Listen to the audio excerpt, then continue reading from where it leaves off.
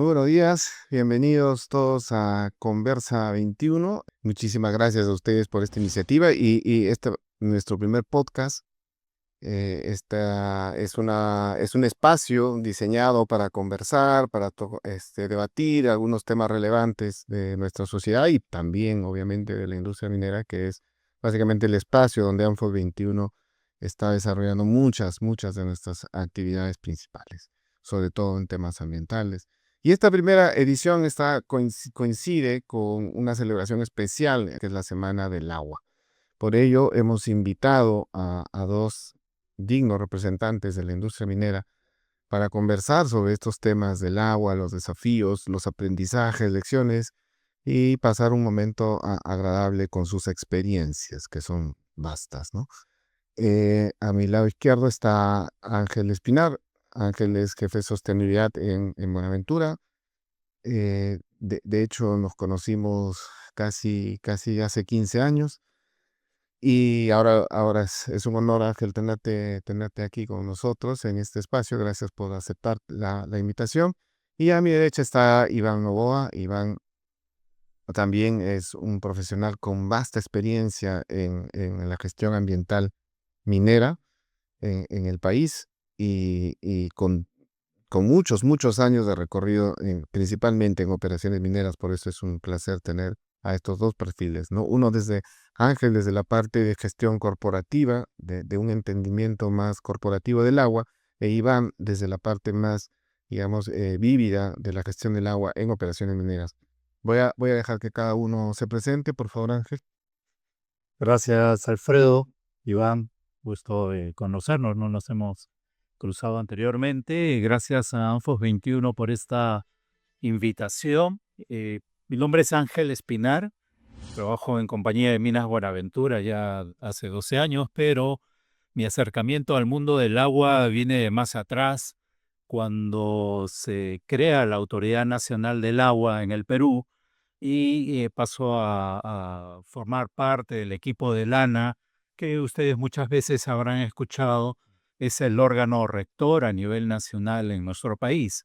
Mi formación es también algo variopinta y termina finalmente en el agua. Yo estudié inicialmente ingeniería metalúrgica hace muchos años atrás en la Universidad San Marcos, pero luego terminé en el mundo de las humanidades. Me posgradué en los temas de ciencias sociales, específicamente en la antropología y los temas de educación. Entonces, a raíz de ello es que estas casualidades de la vida me convocan a la autoridad y pasé varios años desde los inicios de Lana y finalmente en Buenaventura, apoyando los trabajos que tenemos en la organización en la gestión de los recursos hídricos y hoy en día con mayor fuerza en los temas de sostenibilidad. Eso les comparto para comenzar. Gracias, Ángel. Pero además se te escapa un punto importante, ¿no? Que además tú tienes una formación jesuita muy interesante. Correcto, sí. Bueno, es cierto, después de mis años de ingeniería, hice formación con los jesuitas en la vida religiosa y estuve prácticamente unos buenos 15 años que marcaron una vocación en mí y por eso siempre digo, el agua ha venido a ser una segunda vocación en mi vida y por eso es que me resulta tan fundamental este recurso vital y tan importante en términos de gestión y de lo que podemos aportar desde la minería en el Perú. No, muy interesante porque la parte espiritual tiene que ver mucho con los elementos, ¿no? Y el agua es uno de los cuatro elementos en el mundo espiritual muy necesario. De hecho, y solamente para hacer un acápite acá, se dice que el único ser supremo que pudo dominar el agua fue Jesús, que pudo caminar sobre el agua, ¿no? Que pudo dominar los cuatro elementos. Y Y transformarlo. transformarnos, ¿no? Y todo con buen vino. Pues muy bien, gracias Ángel por la interesante presentación, Iván.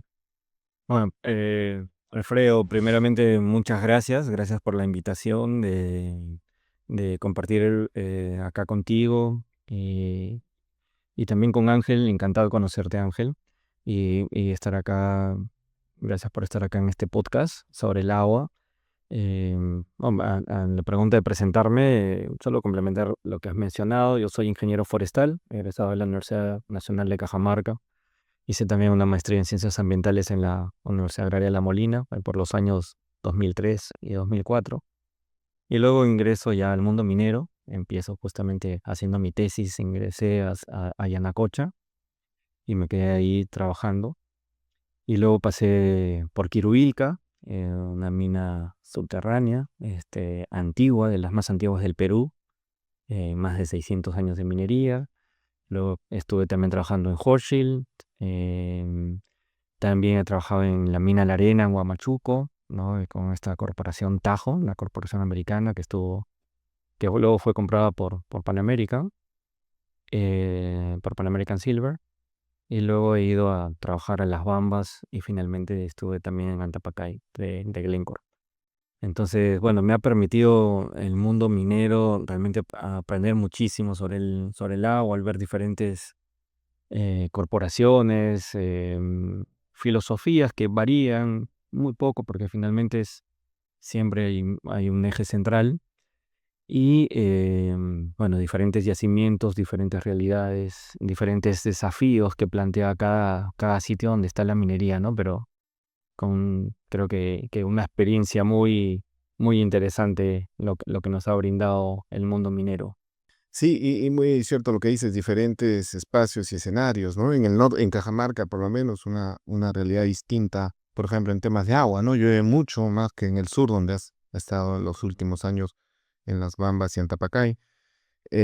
A pesar que estamos digamos, en la sierra del Perú, cada región, cada zona, en el norte, en el centro y en el sur, se comportan de manera distintas, ¿no? No solamente a nivel ambiental, sino fundamentalmente a nivel social también. Y la altitud también tiene sus propios retos. Te cuento una anécdota de Hochschild, ¿no? Varias de sus minas están sobre los 4.600. Alguna mina estaba a 5.000 y alguna mina o algún proyecto que también en el que estaba como Azúcar, Ares, por ejemplo, está a 5.000, Azúcar 5.200. El reto ahí era había un desafío importante sobre el tratamiento de aguas servidas, ¿no? De uso poblacional, Claro. que tiene un principio biológico y que a bastante altitud ya presentan sus propios desafíos, que no los ve uno a altitudes más bajas. Claro, claro. Sí, es cierto, es cierto. Ujú. Muy interesante. Bueno, ya se presentaron nuestros dos invitados. Muchísimas gracias de nuevo por compartir. Va a ser una bonita jornada esta conversación con ustedes, por justamente toda esa experiencia acumulada. Y bueno, entonces empecemos un poco a hablar del contexto del agua. La Semana del Agua efectivamente tiene que ver con el recurso propiamente dicho, no necesariamente con la minería, pero sí con el recurso, sí con la necesidad de todo ser humano de tener acceso al agua potable y al saneamiento. Bien, eh, siendo este un recurso universal, siendo el recurso más abundante de la tierra, es precisamente el que a veces es el más escaso para cubrir nuestras necesidades. Y es muy curioso este tema, ¿no? Eh, pero ya mirando un poco esa realidad, Ángel, tú que estás mirando el tema de la sostenibilidad, desde, como decíamos, de la gestión corporativa, ¿cómo ves tú este tema de la accesibilidad del agua en nuestras comunidades, fundamentalmente asociado al desarrollo de proyectos mineros? ¿Qué lecciones nos podrías compartir al respecto? Sí, solo recordar que este año Naciones Unidas nos convoca para reflexionar todos juntos en torno a la importancia del agua y las condiciones de género. Es decir, agua y mujer es el lema que Naciones Unidas ha aplicado para este año. Y esto nos trae a colación un tema importante. Normalmente nuestras operaciones, si partimos de la minería, por ejemplo, si como dice Iván, ubicadas por encima de 3.500, 4.000 metros sobre el nivel del mar, es decir, comunidades altoandinas, en el mundo rural uno constata frecuentemente que el acceso al agua, a los sistemas de saneamiento, siguen siendo una gran brecha en nuestro país. Si queremos hablar de números, más o menos seguimos teniendo un déficit de casi más de 3 millones de habitantes que no acceden a agua potable. Y al saneamiento estamos hablando de alrededor de más de 8 millones de pobladores que no tienen acceso a sistemas de alcantarillado. Esto en el mundo rural es para agua potable 25% de familias que no tienen acceso a este servicio y a nivel del saneamiento más del 70%. Entonces, esa es la realidad, sobre todo pensando que hay normalmente un Estado que está ausente con estos servicios, ¿no? Fíjense en los diagnósticos que hace la Autoridad Nacional en términos de la calidad del agua en las fuentes naturales. Uno de los principales problemas que se identifica son los vertidos sin autorizaciones, sobre todo en las poblaciones que no cuentan con sistemas de tratamiento de agua para consumo humano y que corresponde a las municipalidades hacer estas implementaciones.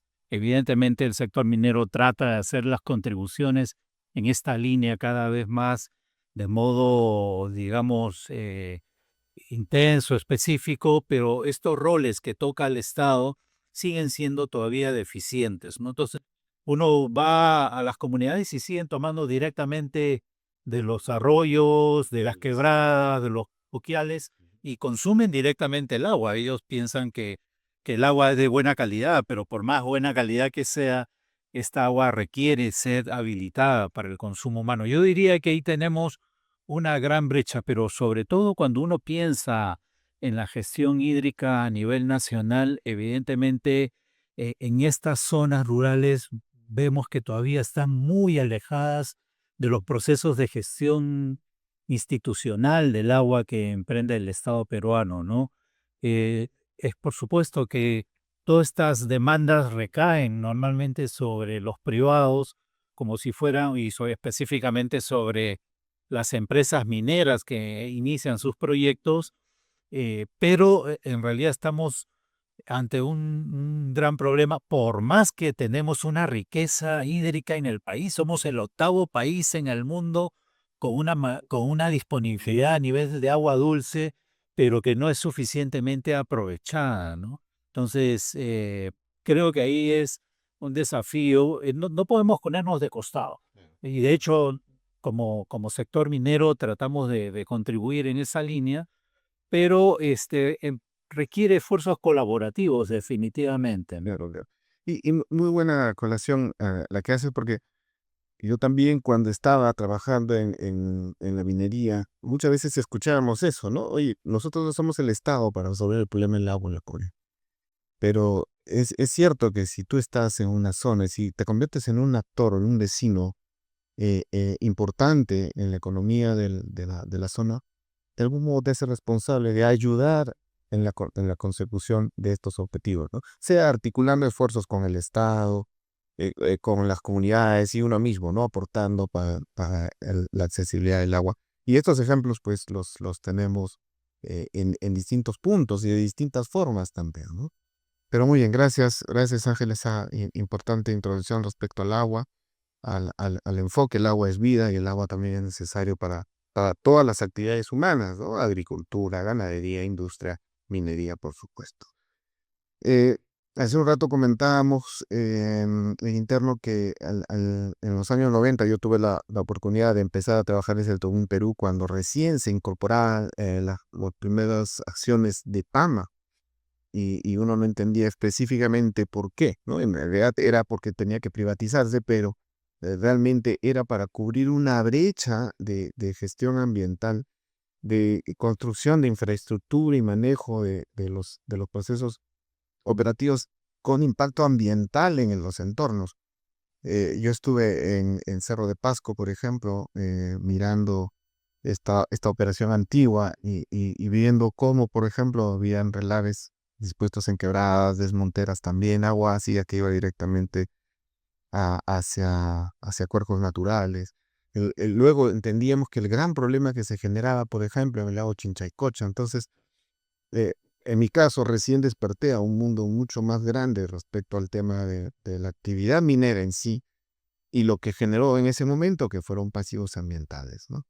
Em, Iván, tú también has tenido experiencias respecto a este tipo de manejos, a este tipo de descubrimiento de lo que es una industria y el impacto significativo que tiene las decisiones, fundamentalmente las personas en el entorno. Cuéntanos un poco cómo has leído tú esta experiencia en torno a pasivos. Bien, Alfredo, yo quería también empezar, gracias por la pregunta, porque nuestra generación estamos siendo parte de la historia de la gestión ambiental en el Perú, y específicamente la gestión del agua también. Este, ha habido un hito en el Perú que es el año 93, ¿no? Antes del año 93 no existía una legislación ambiental. Bueno, hubo un código del medio ambiente del año 92 que fue derogado muy rápidamente. Y antes de este año 93 que sale el primer reglamento ambiental sectorial, se reglamentó el título 15 de la ley de minería, y sale el primer reglamento ambiental del sector minero metalúrgico. Antes de eso solamente habían dos leyes, digamos, ambientales, que era la ley de aguas del año 67 y la ley de flora y fauna silvestre, la ley forestal del año 79, que eran bastante específicas, pero no había una legislación ambiental. Entonces todo esto nace con el año 93, que por primera vez se pide estudios de impacto ambiental para un proyecto minero.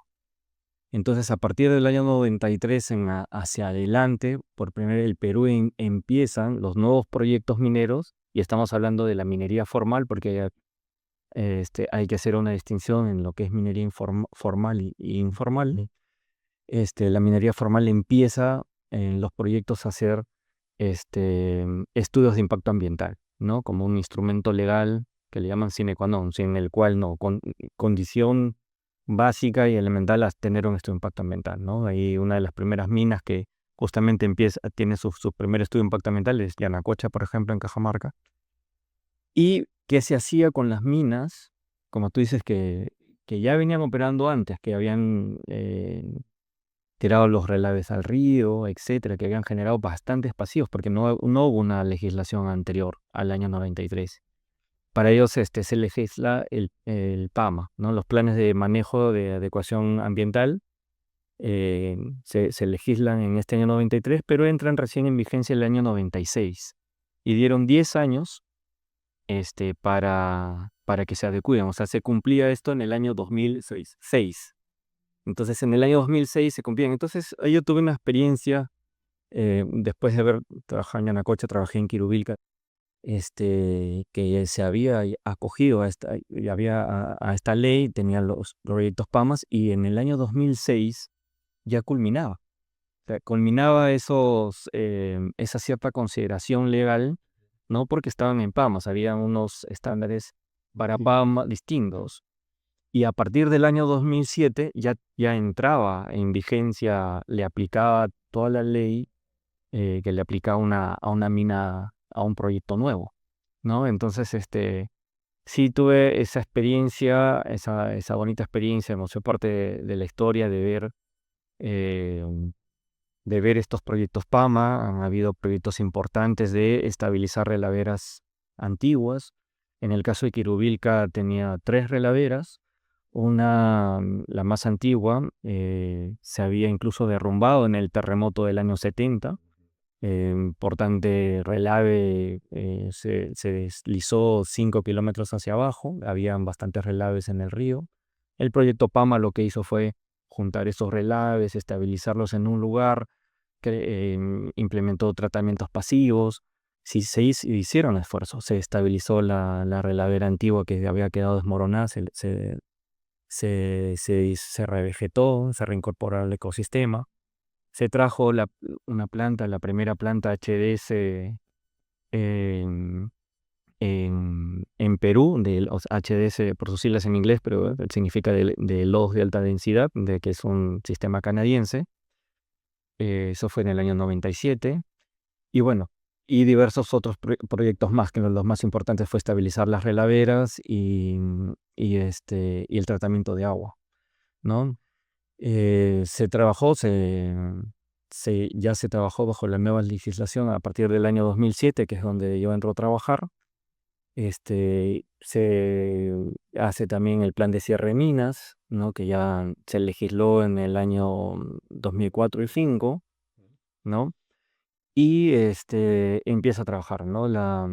Y te comentaba esta experiencia de trabajo en Quirubilca porque con mucha pena vi en años posteriores, fue cambiando de dueños hasta que un último dueño entra en quiebra. Es un caso que creo es un caso de estudio, porque después de este esfuerzo y de haber recuperado la calidad del río Moche, queda en abandono y ha sido invadido por más de 3.000 mineros informales actualmente. ¿Y qué han hecho los mineros informales? Han ido directamente a las zonas que fueron remediadas, porque entendían que son zonas de concentración de mineral, trincheras antiguas, bocaminas que habían sido cerradas, han sido reabiertas, destapadas, y actualmente el Estado no puede poner, no ha logrado poner un orden, ¿no? Han hecho campañas, han retirado a los medios informales, pero nuevamente regresan. Y está en un estado de emergencia ambiental. Nuevamente el río Moche está totalmente afectado. Entonces, he tenido esa primera o bonita experiencia de haber participado en proyectos PAMA, en planes de cierre de minas, y luego sí, con mucha pena ver cómo por un quiebre del titular, luego ha quedado en un estado de emergencia, ¿no? Y la minería informal realmente creo que es una amenaza para el medio ambiente y para el agua, del que estamos hablando ahora. Y aprovechando más bien que Iván nos ha hecho una sinopsis ahí histórica del desarrollo ambiental en el Perú, también ocurrió lo mismo con el tema del agua. Recordemos que en el país inicialmente tuvimos el Código de Aguas, que era toda esta legislación española en el año 79, pero luego viene en la época de la reforma militar la Ley General de Aguas del 69, además con un enfoque bastante agrarista, ¿no? Asociado Agrario. al tema agrario, la reforma agraria, etcétera, ¿no? Imagínense ustedes para que se hagan una idea de cómo esto aún somos debitarios de este modo de concebir el agua, ¿no? Sobre todo cuando uno piensa desde los funcionarios que tienen que hacer la gestión hoy en día, ¿no? Muchos de los ingenieros que aún todavía tenemos en el Estado vienen de esta escuela, de esta formación, con este enfoque agrarista, eh, y además porque hay un sector agrario en el país que políticamente tiene una incidencia de alguna forma condiciona determinadas decisiones a nivel de la política pública, ¿no? Entonces, después del 69, el año 2009, tenemos la nueva ley de recursos hídricos, que es una ley ya de carácter multisectorial, ya no agrarista, pero todavía el chip por largos años fue acompañando esta visión sectorial. Yo diría que aún no terminamos de salir de este tema en nuestro país y además otro enfoque importante tiene que ver con el manejo, la gestión del agua con manejo de cuenca, cosa que antes no teníamos en la legislación anterior y además los temas de calidad ambiental del agua. Imagínense, recuerdo a los inicios cuando se crea el ANA, yo era un funcionario también ahí naciendo con la autoridad, no había dirección de calidad. Hoy en día ya se tiene una dirección de calidad de agua, pero todos estos temas de los vertimientos, por lo que señala Iván, seguro estas cicatrices que tenemos en la historia minera provienen de esos orígenes donde no contábamos con una regulación, una legislación ambiental, hídrica, tal como hoy ya la tenemos de un modo consistente. En materia hídrica se dice que somos uno de los países con una legislación de bastante nivel, ¿no? Entonces, el gran problema, sabemos, no son las normas, sino cómo aplicas las normas para hacer la gestión, sea ambiental o sea hídrica, ¿no? Y el otro riesgo es que seguro lo iremos comentando, es la sobreregulación, más bien reglamentarista, que hay a partir de estos cuerpos normativos, ¿no? Pero eso para que veamos transversalmente cómo estamos respecto al agua y los temas ambientales. Yo diría que hay un Perú formal bastante todavía eh, nuevo, pequeño, un Perú informal que es bastante extenso y un Perú anómico donde, como viene ocurriendo con la minería ilegal actualmente, donde prácticamente está muy de la mano incluso con prácticas que diríamos son delincuenciales, ¿no? Entonces, ese es el país que tenemos que construir, ¿no? Y de cara ahora que entramos a un contexto electoral nuevo, seguro que va a ser temas de agenda, de discusión, en fin, pero estos son los prolegómenos con los cuales tenemos que ir avanzando. Y ahí rescato un poco este tema que dices, tenemos un buen marco normativo, creo que a nivel minero también, ¿no? A nivel ambiental, minero, etcétera, etcétera. Pero, y luego mencionas, pero claro, eso aplica a ese pequeño porcentaje de comodidad que tenemos en tu país, ¿no? A pesar de que nuestras normas pueden ser muy buenas. Y luego tienes a otro extenso grupo de actividades en la informalidad. Por lo tanto, en la informalidad las normas no aplican o no se aplican como debería ser, ¿no? Sí, efectivamente comparto contigo este gran dilema peruano, ¿no? Entre lo que tenemos de positivo y lo que muy poco aplica específicamente. Eh, y ahí también rescato toda esta sinopsis de la evolución normativa ambiental que menciona Iván. Y también recuerdo que cuando empezamos a hacer los primeros días eran muy focalizados, muy localizados, ¿no? La evaluación, la descripción del proyecto, incluso en algunos casos conceptual. Luego, estas cosas, junto con la evolución normativa, se fueron haciendo un poquito más grandes a nivel de evaluación y todo. Finalmente, terminamos envueltos en una cuenca, ¿no? Al inicio era solamente tu espacio y tus límites, y ahora los proyectos ya se miran a nivel de cuencas. Y efectivamente mencionabas el caso del río Moche. Yo estuve por ahí hace poco, hace un mes, y todo el río está rojo. Y lo curioso es que la mina, claro, está en la parte alta, pero tienes el impacto hasta la desembocadura del mar. Es toda una cuenca, son kilómetros de cuenca del río Moche, que no solamente afecta en sí digamos, el recurso agua, la hidrobiología en la zona, sino también la agricultura que se damos, ¿no? Lo curioso y lo que me sorprendió es que casos así en el sur, por ejemplo, son materia de conflictos mucho más fuertes, ¿no? Lo que vemos en el Tambo, por ejemplo, está el río Titire, es el que está más arriba, que también viene de la parte alta de Puno, así. Pero en el norte me sorprendió un poco la pasividad, digamos, la pasividad por ahí he visto cuando he tratado de indagar un poco, es muy poco la fuerza que tienen en Trujillo, por ejemplo, de poder reclamar o pedir cambios en este tema, posiblemente por algo que acabas de mencionar, que toda esta informalidad está mucho más asociado a lo que es la delincuencia, las mafias, ¿no? Y esa era un poco la reflexión. Al final ya estamos metidos en cuencas. Tú has estado en proyectos o en cooperaciones, diría yo, de gran envergadura, como decían las coches y las bandas, por dimensiones. ¿Qué, ¿Qué reflexionas tú respecto al impacto de una operación en una, dos o en varias cuencas, como los casos que has tenido? Sí, bastante interesante esta conversación, Alfredo. Antes de responder directamente a la pregunta, quería hacer un comentario en el mismo caso de Quirubilca, que has mencionado, que has visto el río Moche. Ahí es donde se extraña a todos estos grupos que se suelen embanderar como grupos ecologistas y se oponen a los grandes proyectos mineros. Tú dices, ¿en dónde están cuando ocurren estos problemas, ¿no?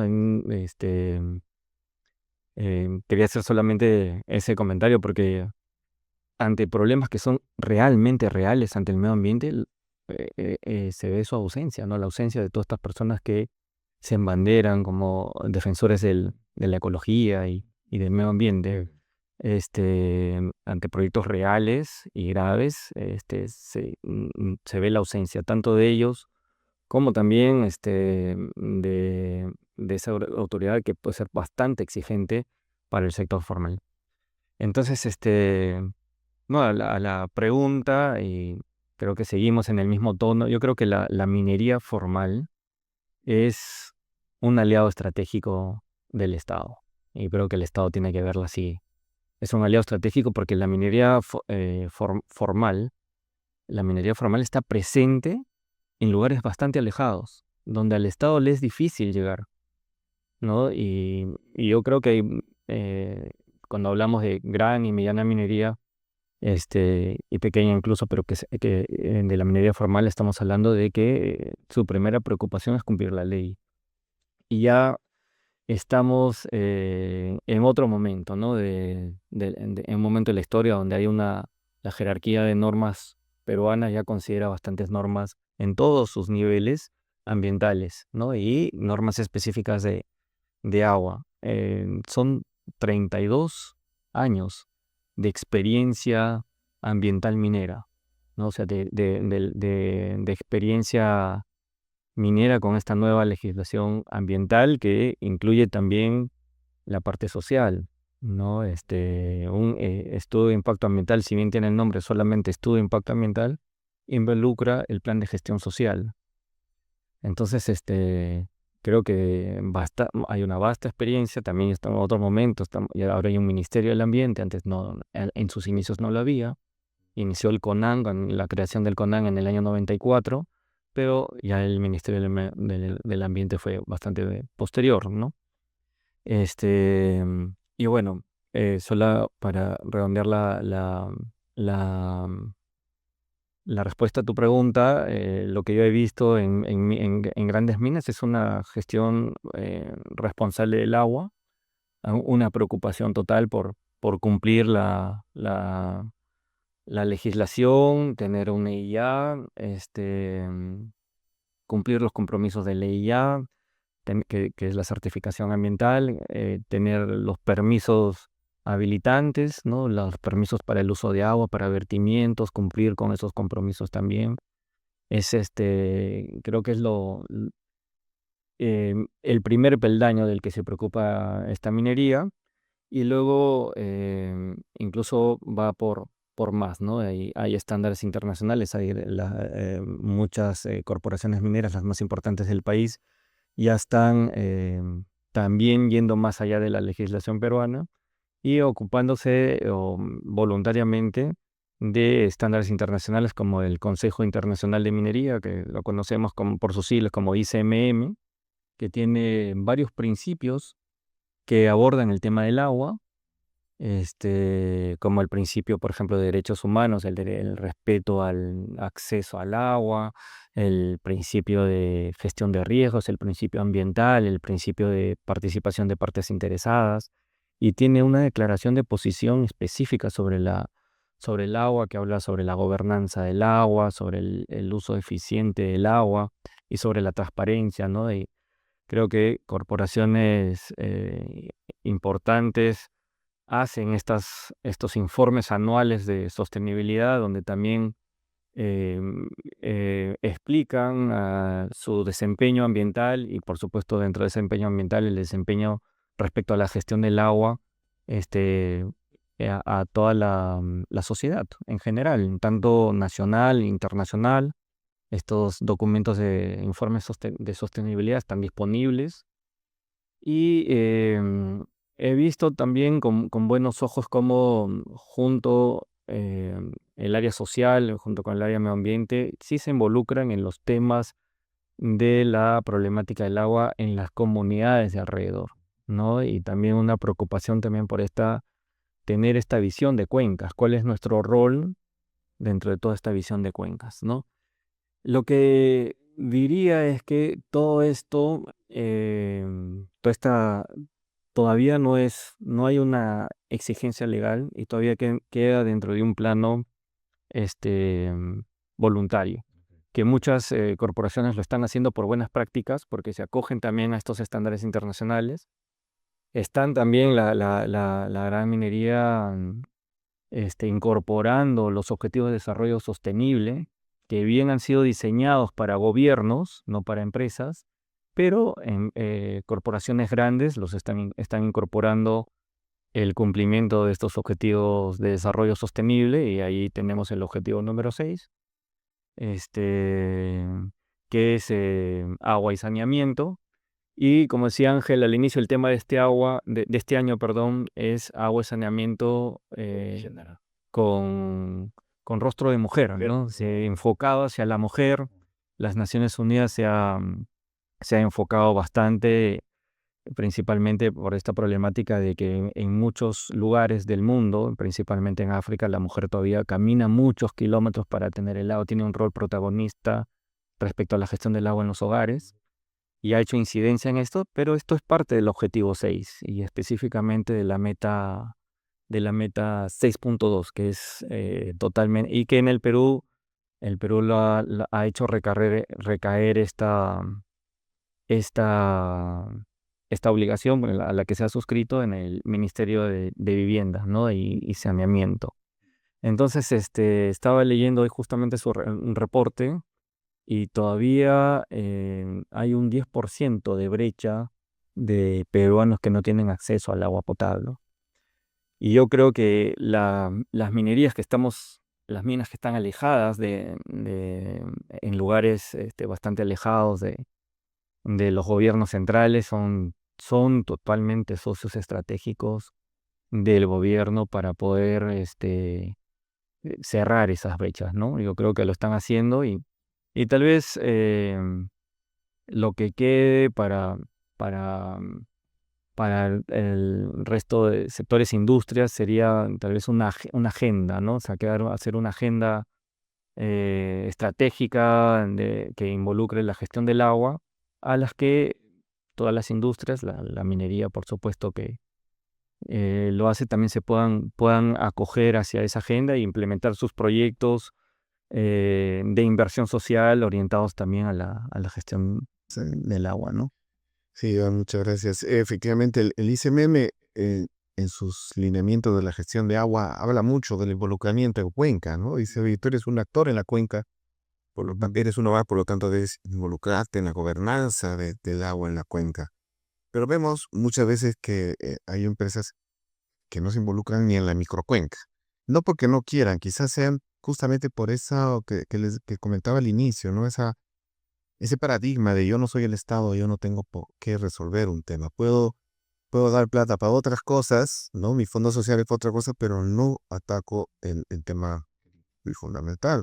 Tuve una ocasión, una oportunidad de, justamente cuando estudié trabajando con la implementación del ICMM en algunas empresas, visitar minas que claro,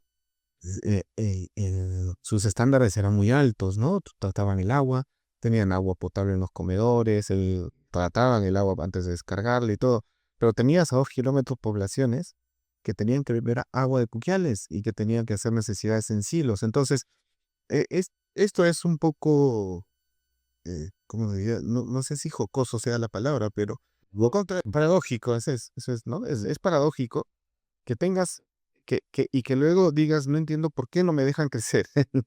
Claro, porque es distinto para nosotros que entender que en la mañana tenemos el agua caliente, tenemos la ducha, no nos falta el agua en el día, pero tienes a un poblador que no sabe lo que es agua caliente, que no sabe lo que es un retrete, lavarse la cara o tener ese tipo de acceso al agua. Y no solamente pasa en comunidades pequeñas, altoandinas. Cajamarca es una ciudad que tiene agua por horas, a pesar de todo el boom que tuvo la minería hace 2 décadas. Entonces, tiene que ver, sí, con políticas, con marcos normativos, regulatorios y todo, pero también tiene que ver con voluntades, ¿no? O sea, finalmente las empresas están dirigidas por personas, las personas son las que toman las decisiones y son las que se involucran en esto.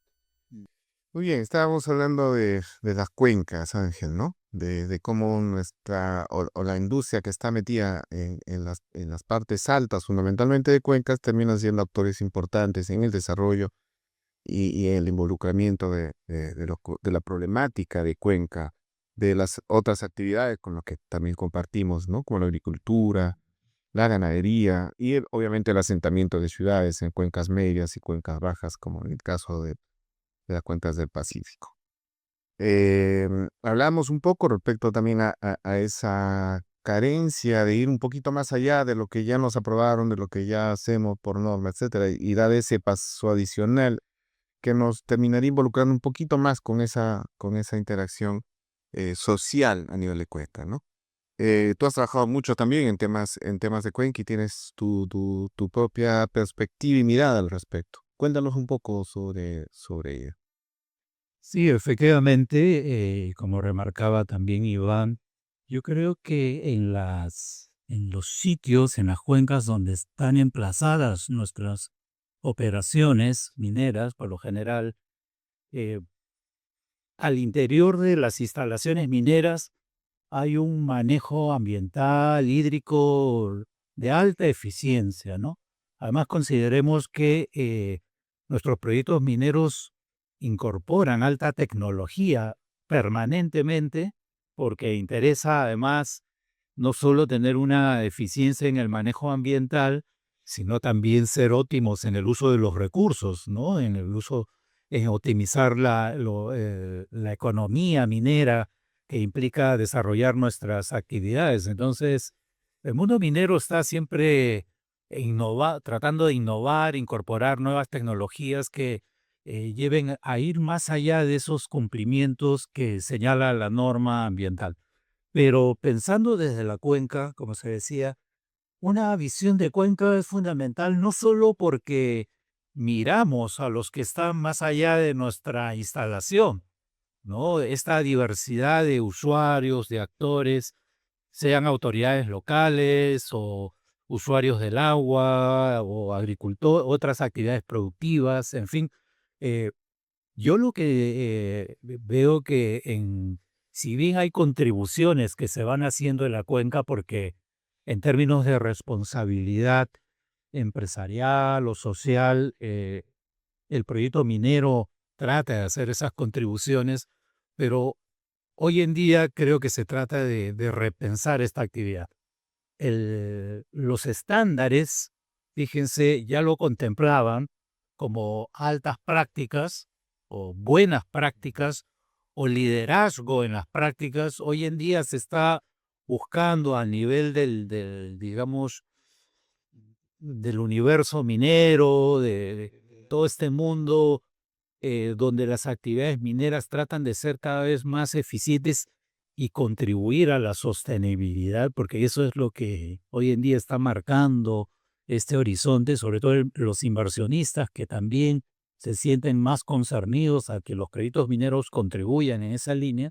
La visión de Cuenca es fundamental para mirarnos más allá de nuestra propia instalación y no para ser los únicos actores o los protagonistas de esos procesos de gestión que son necesarios. Miren, les comparto bien rápido, en la parte alta de Moquegua, ubíquense en la Cuenca del Tambo, Tía María está en la parte baja que ha tenido muchas complejidades para comenzar la construcción de la mina. Felizmente hoy en día se está entendiendo que ahí hay una contribución al desarrollo fundamental de la parte baja de la cuenca, y en la parte alta está el proyecto San Gabriel, un proyecto que va a iniciar operación. Entonces, lo que se ha visto es que iniciar en esa microcuenca, ¿no? Que ni siquiera es la microcuenca del área efectiva de este proyecto, es una microcuenca que trasciende las áreas de influencia del proyecto. Entonces, porque lo que está rigiendo ya no es la visión de cuenca que tiene la mina, sino la visión compartida de la cuenca que tienen los diversos actores y usuarios de ese territorio. Entonces, Interesante eso. hay que repensar cómo gestionamos el territorio hídrico y que va más allá de estas áreas de influencia normativas. Por supuesto que la mina ya no va a ser el único actor, probablemente va a tener un rol preponderante, significativo por las contribuciones que pueden hacer, pero tiene que haber una gestión de carácter multisectorial. Hay que atraer al Estado en sus diversas versiones a ese territorio, a ese proceso de gestión, ¿no? Muy interesante, y creo que una experiencia previa ya fue Tambomayo, ¿no? Cuando se trató de trabajar esta práctica de mirada de cuenco un poco más amplia a lo que has comentado. Muy interesante, Ángel, lo que nos comentas. Iván, yo estuve la semana pasada, por ejemplo, en Las Bambas. Has estado en Las Bambas mucho tiempo y estuve estuve como 3 días por ahí en Charhuahuacho. Bien, un caso, pues, o sea, muy, muy particular de crecimiento urbano, como todos nuestros asentamientos urbanos en el país, ¿no? Desordenado, poco planificado, poco integrado con el mismo entorno ambiental, muy pegado al río. Y contrasté dos cosas, la operación, Ángel lo acaba de decir, ya casi es innegable. Yo diría que para la minería el agua no es el problema, ¿no? Porque para eso tienes tecnología, como bien lo dices, para manejarla, tratarla y descargarla. Pero me preocupaba mucho ver cómo un pueblo con tantas personas, un pueblo que yo diría ya casi ciudad, tiene más impacto de lo que pude yo haber visto en la mina hacia el río, ¿no? La generación de cantidad de residuos es impresionante y lamentablemente también la descarga de aguas servidas a la vid.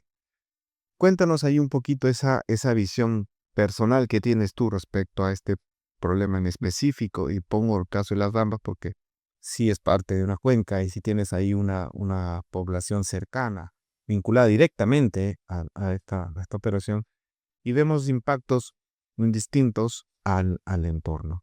A ver, ¿qué nos podrías comentar de eso?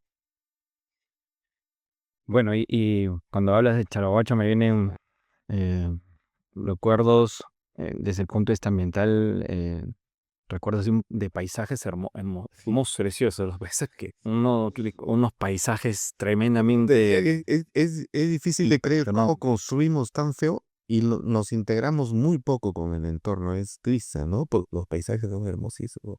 Sí, yo entré a trabajar en el año 2019 a Las Bambas, pero es una operación que empieza a hacer sus estudios ambientales desde a finales del 2008, por ahí, incluso habían estudios de exploraciones desde el 2005, y una construcción desde el 2015, ¿no? Y cuentan los amigos que han estado desde el inicio, pues que cuando empezó la construcción de la mina, habían poquísimos pobladores. No, aún en el proyecto de construcción, aún tuvieron que alquilar espacios en viviendas pequeñas, en chozas, ¿no? Y ahora estamos hablando de una población importante, como tú dices, de una ciudad, que ha crecido al lado de la mina.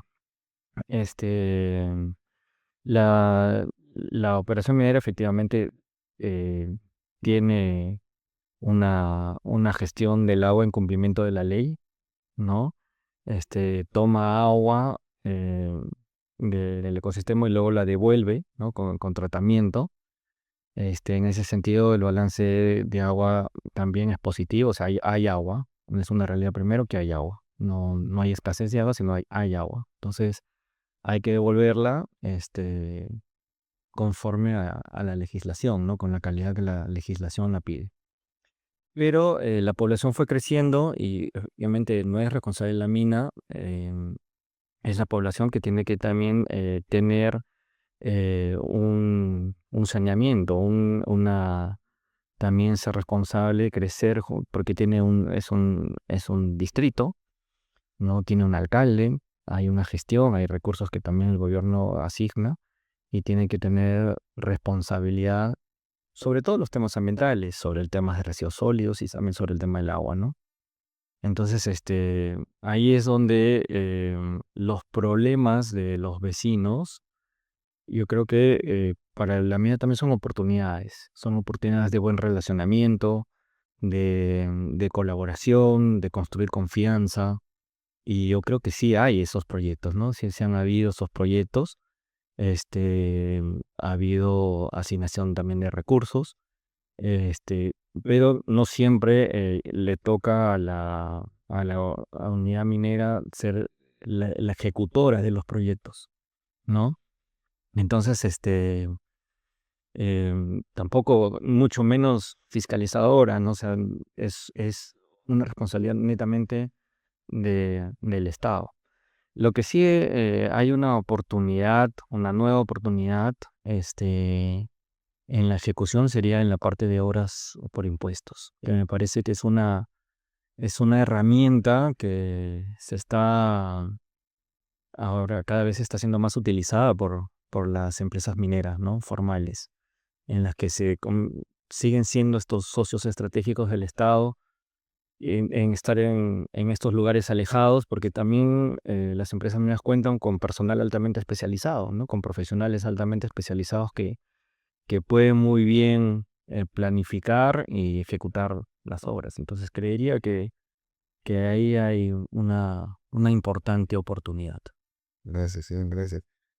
Este, Ahora, en el tiempo, el tema ambiental minero, junto con la normativa, pues ha venido de evolución, ¿no? Yo recuerdo que al inicio el área ambiental comenzó a surgir como un apéndice de las gerencias de seguridad, ¿no? En las unidades mineras. Dependías del de seguridad y básicamente el enfoque era el camino de seguro, ¿no? Luego ya comenzaron a hacer las jefaturas, después las superintendencias, etcétera, etcétera, etcétera. Y ya las organizaciones se han ido transformando porque también han ido evolucionando conceptos. Ahora la sostenibilidad, por ejemplo, es uno de los conceptos, digamos, nuevos de hace que unos 5 años. Hay muchas empresas donde ya pasaron de ser por ejemplo, los vicepresidentes de medio ambiente y pasan a ser de sostenibilidad. O sea, es también digamos, un rebranding de las empresas y de los cargos. Pero, por ejemplo, tú, Ángel, eres el jefe de sostenibilidad de Buenaventura. Y la sostenibilidad entonces te dice, mira de manera integrada el tema, no es solamente un camino como puede ser el tema social o ambiental, sino ya una visión un poco más integradora.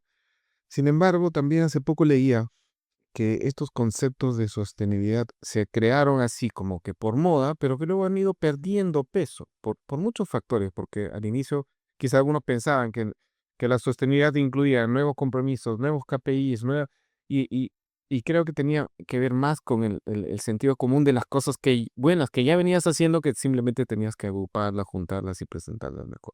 ¿Cómo ves tú la sostenibilidad, uno, desde el punto de vista corporativo, y segundo, cómo es que el concepto de sostenibilidad, los criterios, ¿no?, realmente se aplican o se están aplicando en las operaciones mineras? Sí, tienes razón. Yo creo que estamos en los últimos años asistiendo a nuevas demandas y desafíos que vienen, sobre todo del mundo de los inversionistas, que hay una mayor sensibilidad a cómo desde cualquier tipo de emprendimiento o proyecto, y en este caso específico el minero, contribuimos a lo que ocurre en el mundo. Mencionabas los ODS, o sea, no, al 2030, que es la meta, no vamos a alcanzar, a cumplir con los objetivos y las metas de los ODS. Entonces hay un llamado urgente desde ese lado y pensando también con el futuro que tenemos para las próximas generaciones. Entonces hay que distinguir un poco. Se habla mucho de ESG, ¿no? ESG, que son los criterios ambientales, sociales y de gobierno corporativo.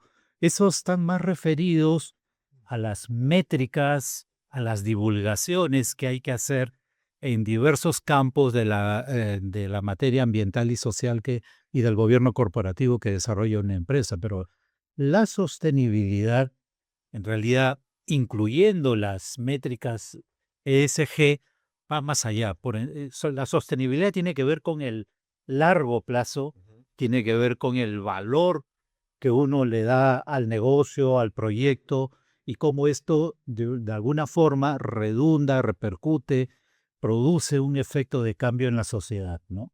Entonces es el valor que desde el proyecto minero se da a la sociedad donde se está realizando las actividades o contribuyendo. Ahora, como dices, muchas cosas hemos venido haciendo en materia hídrica, en materia ambiental, en Social. temas sociales. Entonces, la idea era cómo definir metas, objetivos concretos y divulgar transparentemente, poner en valor eso que veníamos haciendo. Entonces, no estamos totalmente ante algo nuevo, pero sin embargo también hay que ir plasmando, configurando objetivos concretos, medibles, pensar en el territorio, como hemos dicho, ir más allá de nuestras instalaciones, de las cosas que hacemos bien, pero debemos pensar que en los ámbitos donde realizamos nuestras actividades se puede contribuir a que la población, la sociedad, alcance un desarrollo digno, que es lo que todos aspiramos, ¿no? Eso es lo que los que queremos. Ahora, sí hay un desafío para las empresas. No tenemos muchos profesionales formados todavía en estas materias. Entonces se toma mano del ambiental. Yo vengo del mundo hídrico o del social. Entonces hemos ido anticipando ciertas cosas. Entonces, ¿y a quién es el que mejor entiende? A él se le encarga la tarea de ver la sostenibilidad de la empresa. Pero creo que hoy en día las universidades, los centros de formación deberían ir pensando en esta nueva materia, este nuevo desafío de cómo formar profesionales en sostenibilidad, porque implica tener una visión integral de las cosas, tener un dominio tanto de la propia operación como del entorno, del mundo, del mercado, digamos, también. Entonces, en ese sentido es más integrador, ¿no? Muy interesante, ¿eh? Es un gran desafío, porque no solamente es la formación, sino también cómo es que los profesionales están preparados para asumir esa visión integradora, cómo adquirir criterios para manejar el tema de sostenibilidad, porque es muy dinámico la sostenibilidad, ¿no? Muchas gracias, Ángel, muy interesante lo que Ahorita sí, planteas. ¿me permites? Y de ahí, y si no, Sí, sí, tal vez. No, si me permites, sí, justamente complementar algo de Ángel.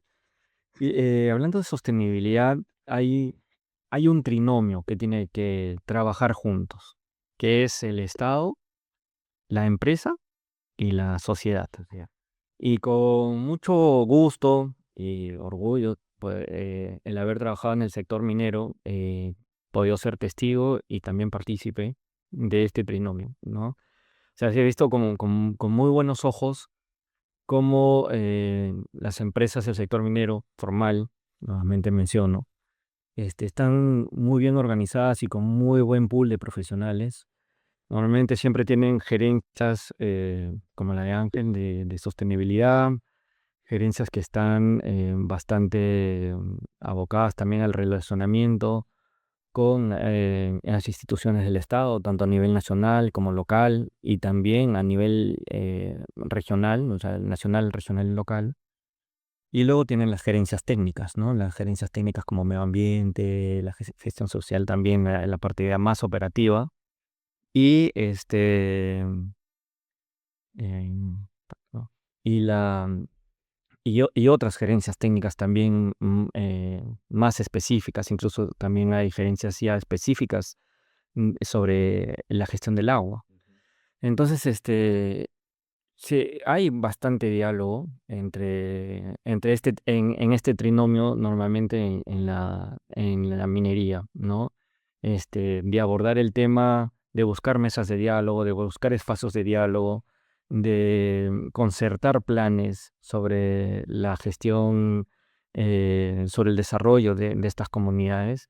Y, y bueno, he visto he participado también de bastantes mesas de diálogo, diálogos con autoridades, con el fin de justamente desarrollar estos planes concertados. Entonces, se da bastante y es bastante dinámico, ¿no? Es un diálogo de incluso hasta permanente y hasta del día a día, ¿no? En donde participa este trinomio y también el Estado, incluso la parte entra en este rol de la sostenibilidad, también la supervisión, ¿no? La supervisión sería por parte de OEFA, por ejemplo, también es también parte importante de todo este enfoque de desarrollo sostenible, ¿no? claro que sí, y ahí rescato un tema que hablaba Ángel sobre la sostenibilidad, y él decía que la sostenibilidad en realidad tiene que ver con una mirada de futuro.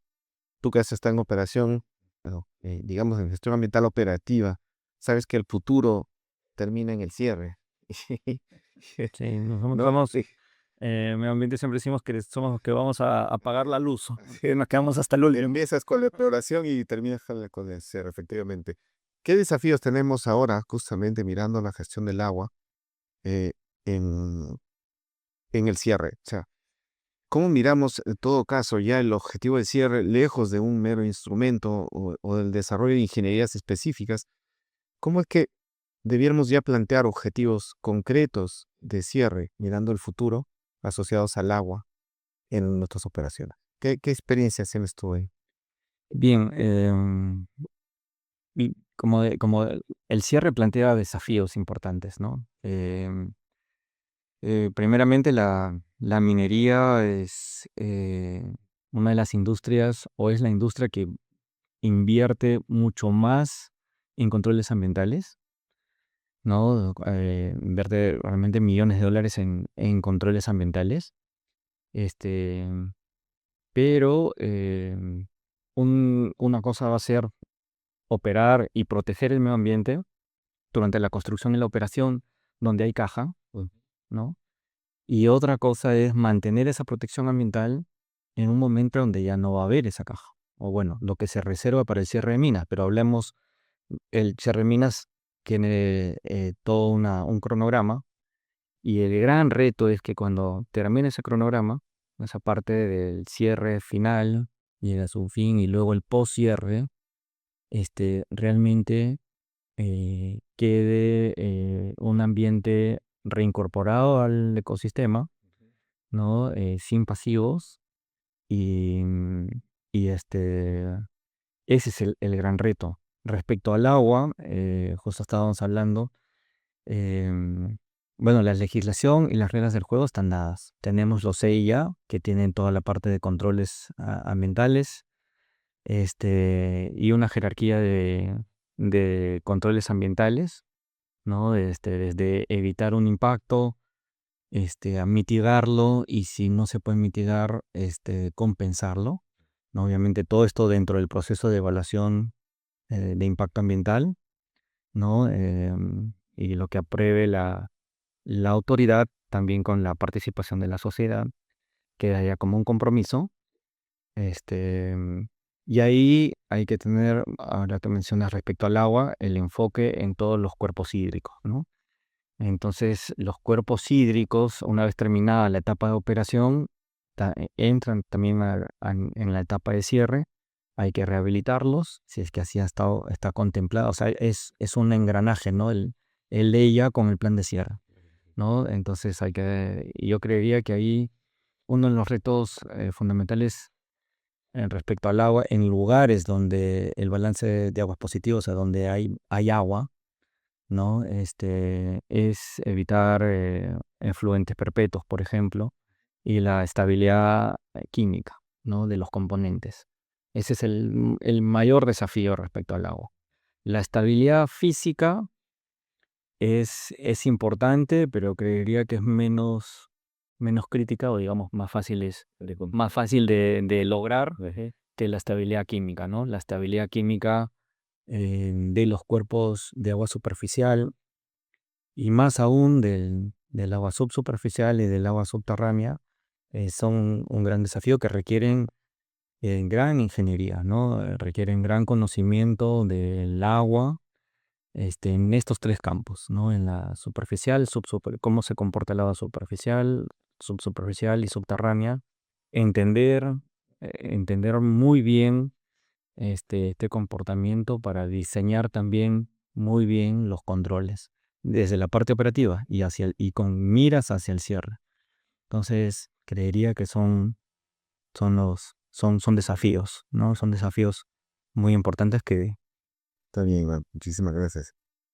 Efectivamente, a veces uno piensa que el desafío de la industria está en la operación, pero el desafío está un poco más allá, ¿no? El cierre, sobre todo de grandes unidades. Bueno, y yo agregaría, o sea, es correcto, ¿no? Normalmente en los proyectos hemos dejado el cierre mal llamado, ¿no? Porque para la etapa final, ¿no? Y en realidad el desafío es un tema de planificación del cierre durante la vida operativa. Entonces, la pregunta de fondo es, ¿qué legado quieres dejar en el sitio donde has operado, donde has también construido cierto beneficio, ¿no es cierto? Y ese legado es ambiental y es social también al mismo tiempo, porque no olvidemos que al desarrollar un proyecto minero de largos años, has generado también un movimiento de actividades, de conocimientos, de dinámicas económicas, que al darse el cierre ya deja de ser el mismo. Entonces tiene que haber procesos de conversión o de transformación pensando en ese legado, porque la gente va a continuar o va a tener que reformar, replantear sus actividades, ¿no? Entonces, sí, yo creo que es un tema de propósito finalmente, ¿no? ¿Qué tipo de minería quieres ser, no? Y en ese sentido, yo hablaría de ser una minería con propósito, y el propósito en relación al cierre va en función de los legados que queremos dejar en esos lugares, ¿no? La sostenibilidad en todo caso. Exacto, no te lo términos, ¿no? Así es. Muy importante lo que dice Ángel. Ya en la época alrededor del año 2000, ya había esta filosofía en Europa de convertir los pasivos en activos, que creo que sería excelente. O sea, el primer peldaño es asegurar la estabilidad física y química, ¿no? Eso es un reto de ingeniería que afrontamos quienes trabajamos ya en la operación minera, ¿no? Una vez cumplido ese objetivo, sí hay como, ir un poco más allá de esto, es eh, poder dejar no un pasivo, sino un activo. Y hay importantes experiencias. Tenemos las minas de León en España, que son patrimonio de la humanidad, que es un destino turístico en España. La mina Santander, tenemos Minas Gerais en Brasil, Braga en Portugal, que por ejemplo es un estadio hermoso, construido en un tajo. Este, Igual en Grecia hay anfiteatros en minas. Entonces, esta filosofía de poder convertir el pasivo y dejar un activo, este, yo creo que sí es un objetivo a perseguir después de haber asegurado la estabilidad física y química. Muy bien. El cierre es un mundo grande. También puedes tocarlo en otro podcast. Y ya los convocaremos de nuevo.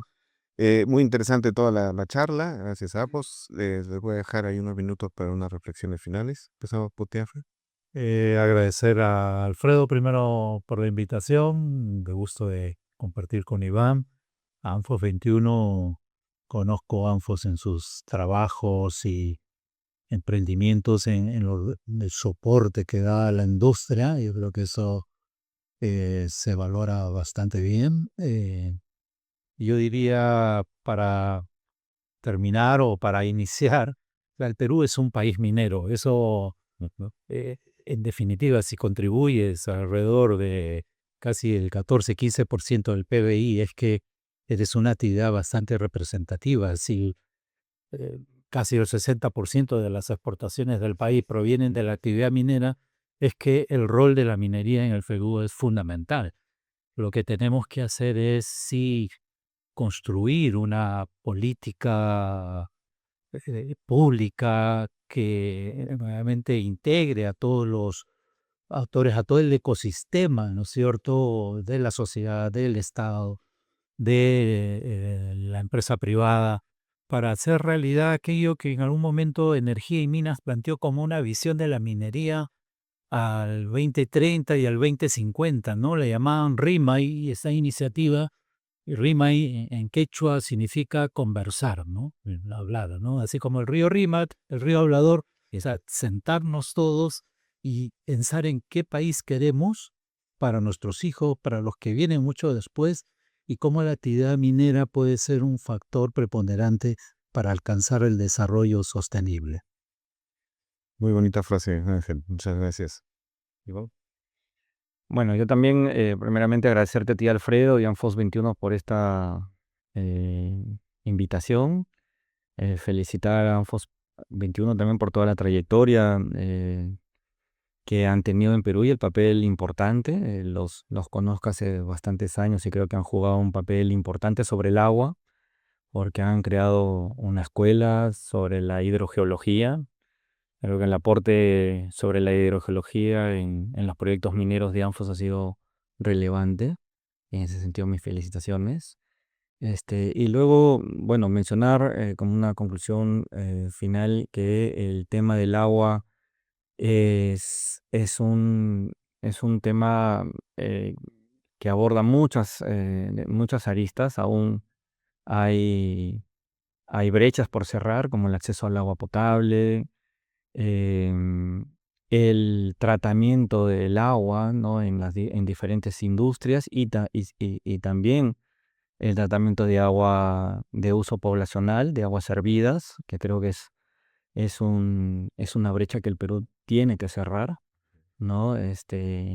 Y por el sector minero formal, mencionar nada más como una conclusión, yo creo que es un gran socio estratégico del Estado para llegar a las zonas alejadas y, como dice Ángel, ser un catalizador de desarrollo, incluyendo la gestión del agua, ¿no? Sería mi conclusión final, Alfredo. Muchísimas gracias. Gracias a ambos. Bueno, este es el primer podcast de Conversa 21, que en realidad debería llamarse Rima y 21, ¿no? Para ir acorde con nuestros orígenes quechuas. Muchísimas gracias también al equipo de marketing y comunicaciones por esta iniciativa. Se vendrán más podcasts, más webinars en Anfos, así que muchísimas gracias a ustedes.